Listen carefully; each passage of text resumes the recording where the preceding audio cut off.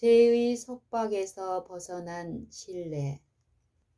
이제 믿음의 능력으로 죄의 속박에서 벗어나 구원받은 이야기를 몇 가지 들어보자.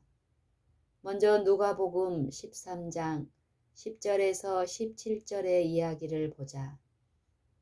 안식일에 한 회당에서 가르치실 때에 18년 동안을 귀신 들려 앓으며 꼬부라져 조금도 펴지 못하는 한 여자가 있더라.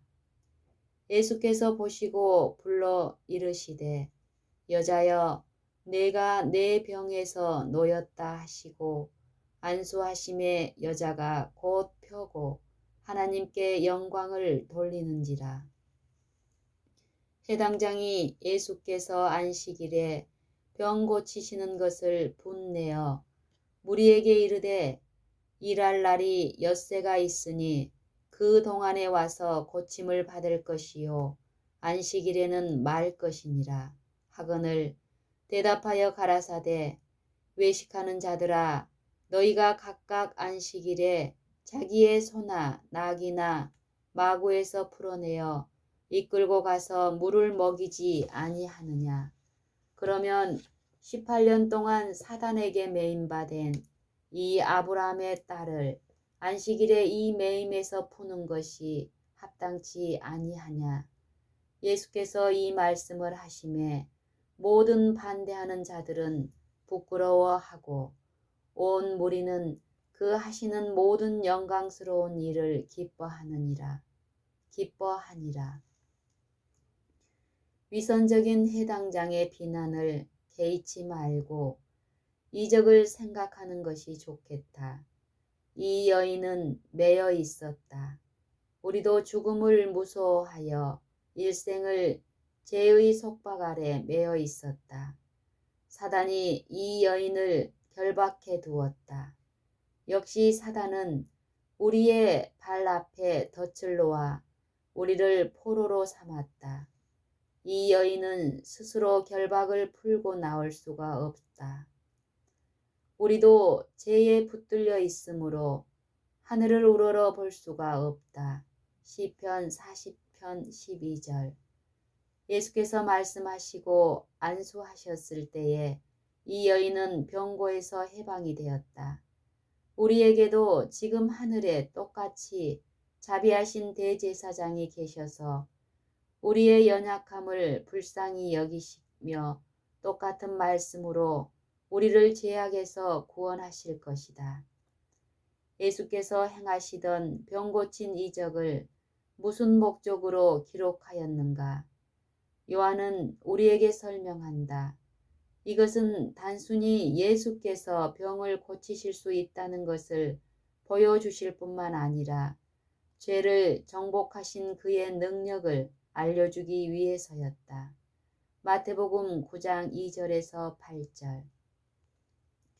그러나 요한은 이렇게 말한다. 예수께서 제자들 앞에서 이 책에 기록되지 아니한 다른 표적도 많이 행하셨으나 오직 이것을 기록함은 너희로 예수께서 하나님의 아들 그리스도이심을 믿게 하려 함이요 또 너희로 믿고 그 이름을 힘입어 생명을 얻게 하려 함이니라. 요한복음 20장 30절 31절. 그러므로 이러한 이적들을 기록한 것은 단순히 그리스도의 사랑을 가르쳐주고 병 고쳐주기를 기뻐하시고 육체나 정신에 이루어진 사단의 일을 정복하는 그리스도의 능력을 가르쳐 주려는 것을 알 수 있다. 이와 관련하여 이적을 하나 더 들어 말하는 것으로 족할 줄 안다. 사도행전 3장에 기록된 이적이다. 이야기를 여기에 인용하지 않고 오직 성경을 펴고 각자 유의하여 읽어주기 바란다. 베드로와 요한이 성전 문 앞에서 40세가량 되고 날 때부터 안진뱅이인 한 사람을 보았다. 그는 한 번도 걸어본 적이 없었다. 그 그가 구걸을 하고 있을 때에 베드로는 성령의 감동을 받아 무엇인가 금이나 은보다 더 나은 것을 주고 싶었다. 그래서 이렇게 말했다. 나사렛 예수 그리스도의 이름으로 걸으라 하고 오른손을 잡아 일으키니 발과 발목이 곧 힘을 얻고 뛰어서서 걸으며 그들과 함께 성전으로 들어가면서 걷기도 하고 뛰기도 하며 하나님을 찬미하니. 사도행전 3장 6절에서 8절. 모두가 잘 알고 있는 사람에게 이런 큰 이적을 베풀었으므로 사람들 가운데 큰 동요가 일어나게 되었다. 베드로가 그들이 놀라는 것을 보고 계속하여 이적을 행한 자초지종을 설명하기 시작하였다. 이스라엘 사람들아, 이 일을 왜 기히 여기느냐? 우리 개인의 권능과 경건으로 이 사람을 걷게 한 것처럼 왜 우리를 주목하느냐? 아브라함과 이삭과 야곱의 하나님, 곧 우리 조상의 하나님이 그 종 예수를 영화롭게 하셨느니라. 너희가 저를 넘겨주고 빌라도가 놓아주기로 결단한 것을 너희가 그 앞에서 부인하였으니 너희가 거룩하고 의로운 자를 부인하고 도리어 살인한 사람을 놓아주기를 구하여 생명의 주를 죽였도다. 그러나 하나님이 죽은 자 가운데서 살리셨으니 우리가 이 일의 증인이로다. 그 이름을 믿음으로 그 이름이 너희 보고 아는 이 사람을 성하게 하였나니 예수로 말미암아 난 믿음이 너희 모든 사람 앞에서 이같이 완전히 낫게 하였느니라. 사도행전 3장 12절에서 16절. 이제 적용시켜보자. 나면서 안진뱅이 된 자이므로 스스로는 어찌할 수가 없다. 대단히 걷고 싶었지만 불가능하였다. 마찬가지로 우리도 모두 다윗과 같이 이렇게 말할 수 있다. 내가 죄악 중에 출생하였으며 모친이 죄 중에 나를 잉태하였나이다. 시편 51편 5절. 결론적으로 우리는 나면서부터 연약하기 때문에 원하는 행위를 할 수가 없다. 이 사람은 나이가 들어갈수록 몸무게만 늘고 다리가 자라지 않기 때문에 더욱 걸을 수가 없었다. 이와 마찬가지로 우리가 자라면서 죄를 계속 행하기 때문에 우리를 지배하는 죄의 권세가 더욱 강화된다. 그 사람이 걷기가 전혀 불가능했지만 그리스도의 이름을 믿는 믿음 때문에 그 이름이 완전히 건강을 회복시켜 주었고 병고에서 해방되었다. 마찬가지로 주님을 믿는 믿음으로 말미암아 우리도 완전하게 될 수 있으며 지금까지 불가능했던 일을 할 수 있게 된다. 왜냐하면 사람은 할 수 없지만 하나님은 할 수 있기 때문이다. 하나님은 창조주이시다. 무능한 자에게는 힘을 더하시나니. 이사야 40장 29절.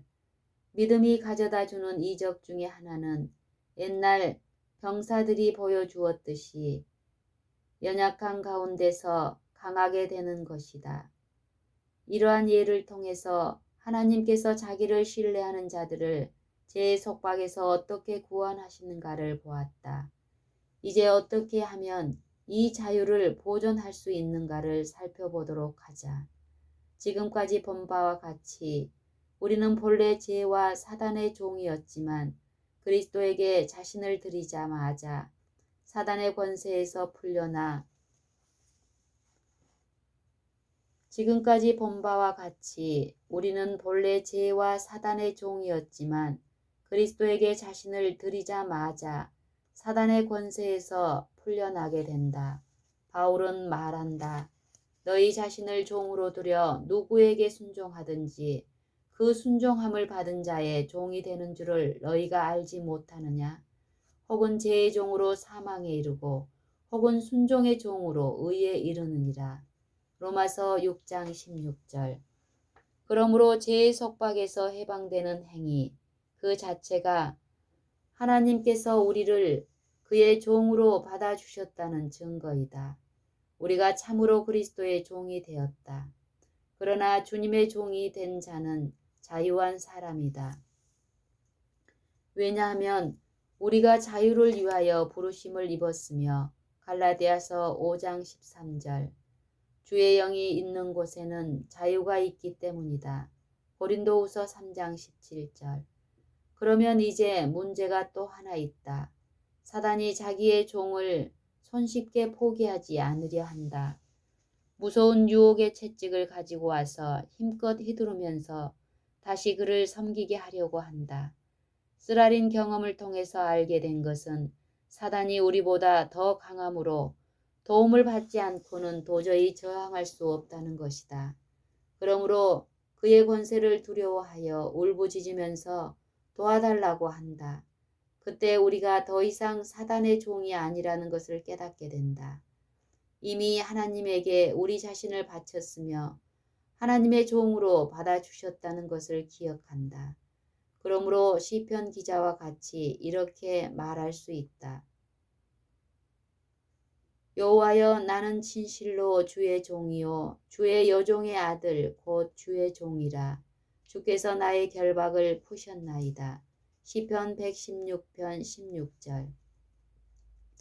사단의 결박을 하나님께서 풀어놓으셨다는 사실은 하나님께서 우리의 결박을 풀어놓으셨다는 것을 믿으면 이미 그 결박에서 풀려난 것이며 우리를 보호하시고 계시다는 증거이다. 왜냐하면 하나님께서 자기의 자녀들을 돌보고 계시기 때문이다. 또 확신할 수 있는 것은 우리 안에 선한 일을 시작하신 하나님께서 그리스도 예수의 날까지 이루실 것이기 때문이다. 그리스도 예수의 날까지 이루실 것이라는 것이다. 빌립보서 1장 6절. 이러한 확신을 가질 때에 우리가 사단을 저항할 수 있을 만큼 강하게 된 것이다. 다시 말하자면 우리 자신을 하나님의 종이 되기 위하여 바쳤다면 우리 자신을 하나님의 종이 되기 위하여 바쳤다면 하나님이 종이 된 것이다. 하나님의 종이 된 것이다. 곧 하나님의 수중에 있는 의의 도구가 되었다는 것이다. 로마서 6장 13절에서 16절. 우리는 농부들이 사용하는 도구와 같이 생명력이 없고 감각이 없는 도구가 되어서 어떻게 쓰여질 것인가에 대하여 아무 소리도 못하는 자들이 아니고 살아있고 영특한 도구이며 우리의 일을 선택하도록 허락받은 자들이다. 그렇지만 도구라는 말은 완전히 직공의 지배하에 있는 어떤 기구를 의미한다. 우리와 기계공의 기구와의 다른 점은 우리에게는 우리를 사용할 사람을 선택하고 무슨 일에 종사하겠다는 선택을 할 수 있다는 것이다. 그러나 일단 선택을 하여 직공의 손에 맡기면 어떻게 쓰여질 것인가에 대하여 한마디의 말도 못하는 기구와 같이 완전히 직공의 수중에 있어야 할 것이다. 일단 하나님에게 자신을 바쳤으면 토기장이의 손에 있는 진흙처럼 그분의 손에 맡겨서 그분의 마음대로 우리를 만들도록 해야 할 것이다. 우리의 의지는 하나님께서 우리 안에 선한 일을 하시도록 하느냐 혹은 하지 않느냐 하는 것을 선택하는 것일 뿐이다. 하나님의 손 안에 있는 도구라는 이 사상을 일단 완전히 깨달으면 믿음의 승리에 지대한 도움이 된다. 알아두어야 할 것은 도구가 무슨 일을 하는가는 오로지 그 도구를 손에 들고 있는 사람에게 달려있다. 주물을 예로 들어보자.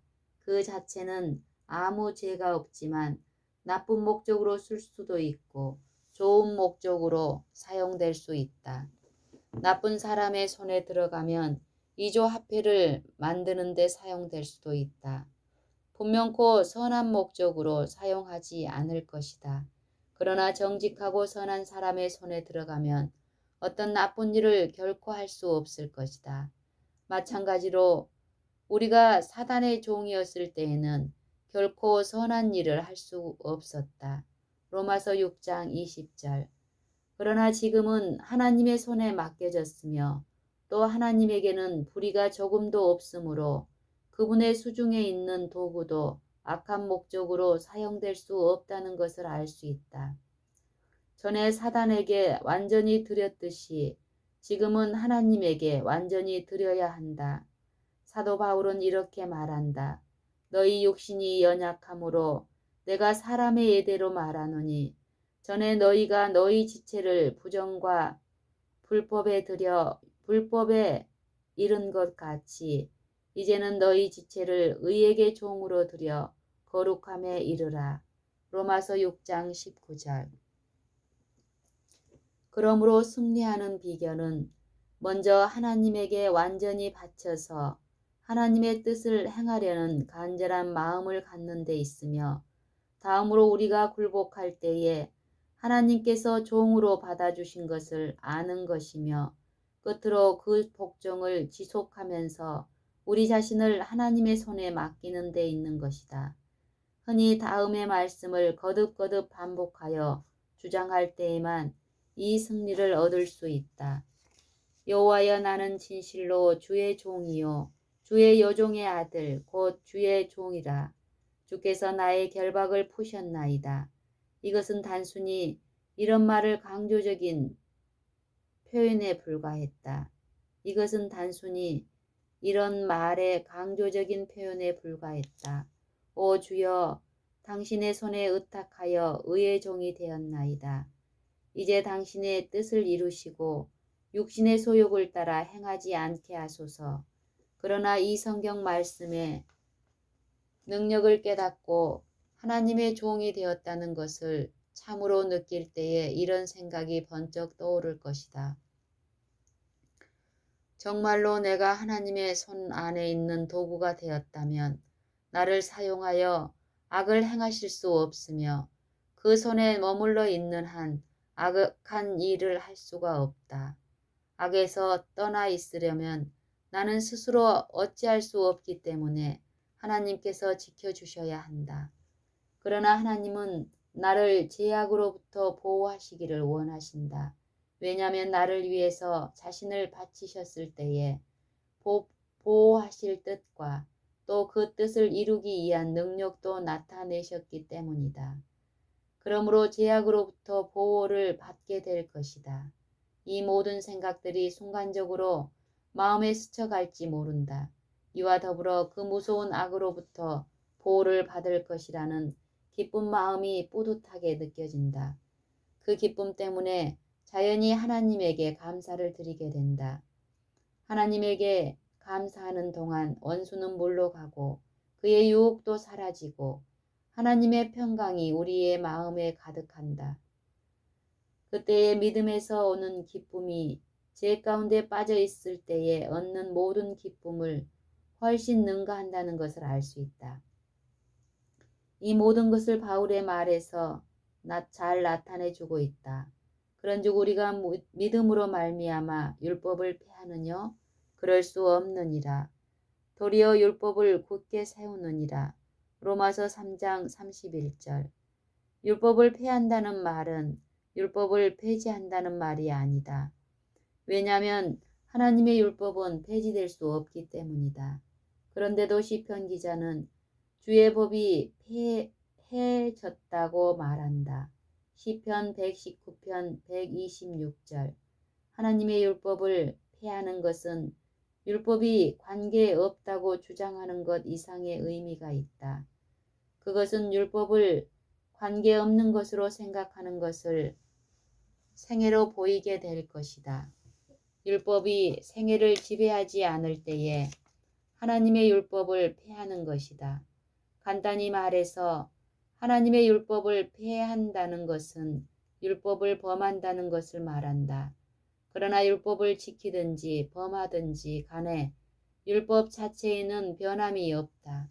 율법을 폐하는 것은 개인에 국한된 문제일 뿐이다. 그러므로 사도 바울이 믿음으로 하나님의 법을 폐하지 않고 오히려 굳게 세운다고 말했을 때에 뜻하는 것은 믿음은 율법을 범하게 하지 않고 순종하도록 한다는 것이다. 아니다. 믿음은 순종하게 한다는 말을 하지 말고 믿음 그 자체가 순종이라고 말해야 할 것이다. 믿음으로 율법이 마음에 굳게 세워진다. 믿음은 바라는 것들의 실상이다. 만일 바라는 것이 의라면 믿음으로 의가 굳게 세워진다. 믿음이 율법을 폐기론으로 이끄는 것이 아니라 오히려 이와는 반대다. 하나님의 율법을 얼마나 자랑하느냐 하는 것이 중요하지 않다. 그리스도를 완전히 믿는 믿음을 거절하거나 무시한다면 율법을 직접 공격하는 사람보다 더 나을 것이 없다. 믿음의 사람은 하나님의 율법을 참으로 귀히 여기는 사람이다. 믿음이 없다면 하나님을 기쁘시게 할 수 없다. 히브리서 11장 6절. 믿음이 있으면 모든 일을 할 수 있다. 마가복음 9장 23절. 그렇다면 믿음은 불가능한 일을 한다. 그렇다. 믿음은 불가능한 일을 한다.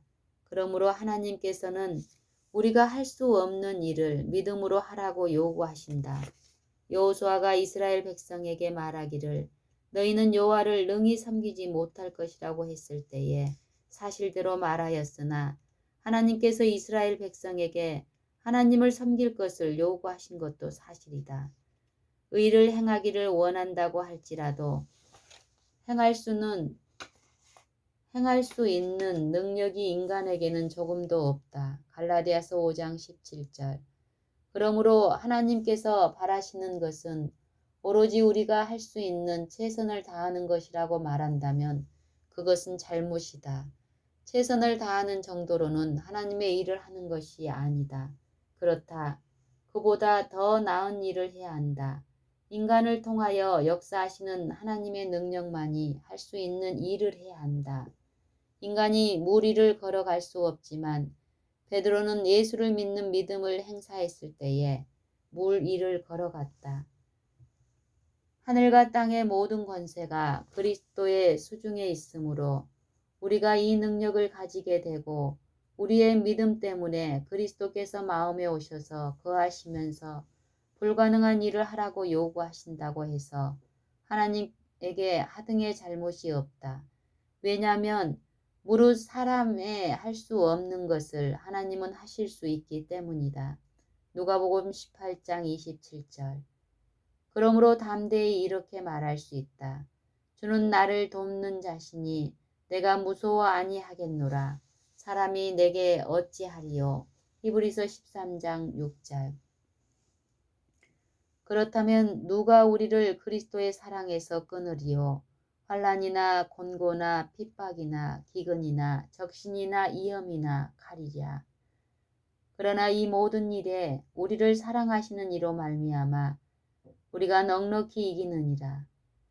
내가 확신하노니 사망이나 생명이나 천사들이나 권세자들이나 현재일이나 장래일이나 능력이나 높음이나 깊음이나 다른 아무 피조물이라도 우리를 우리 주